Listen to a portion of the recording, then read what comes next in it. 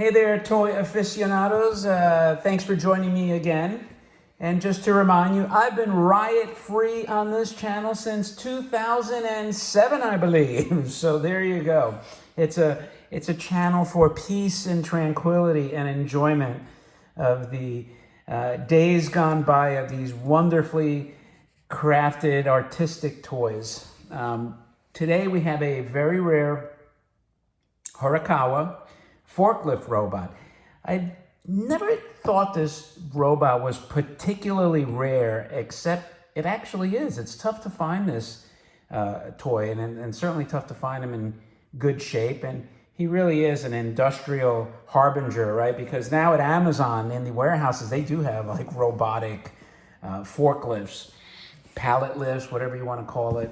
So I had to pull the camera back to kind of get this guy all in frame. It's funny because the box that this camera's sitting on, it has had a Mars trip that I plan to send to the robot hut. I've been planning to send this for like 3 months, and just because the height of the box, the toys are already packed in there, but the height of the box is so perfect that I've just been putting it off to use it as my foundation for holding my phone on there. And then I have a little green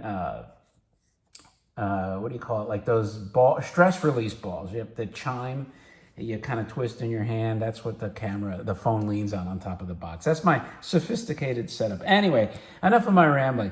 So here is the forklift robot with his little boxes in a beautiful yellow with the construction style striping. This is a really nice example. You can see here, even his battery box, they bothered to lithograph.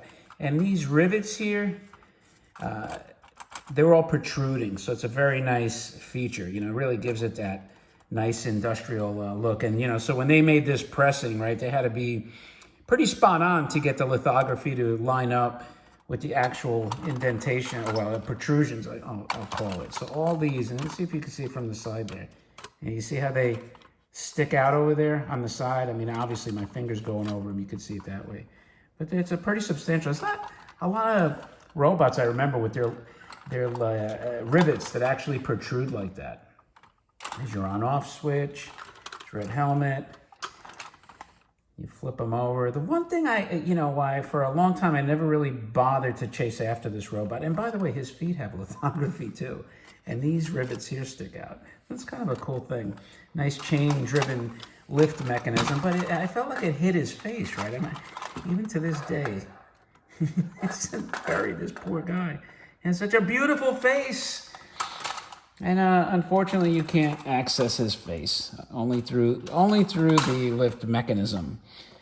So I'm going to put this back. And then the box is, by Horikawa standards, it's pretty cool.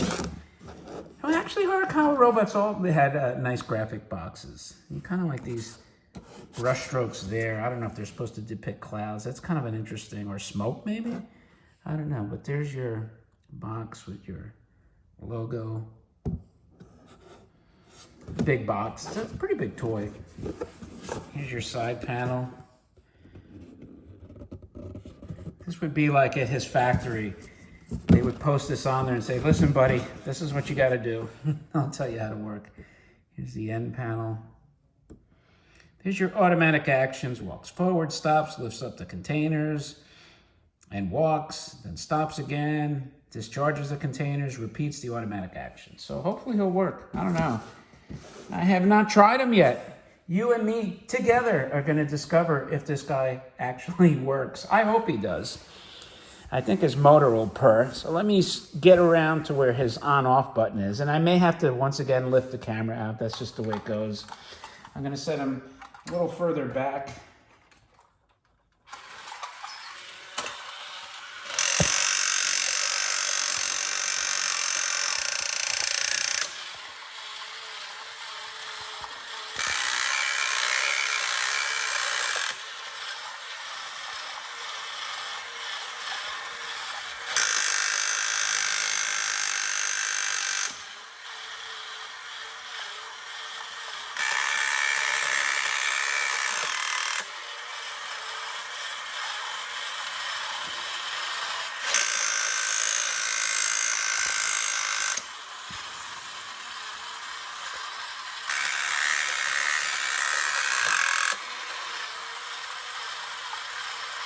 Man, I could watch this guy forever. He is so cool.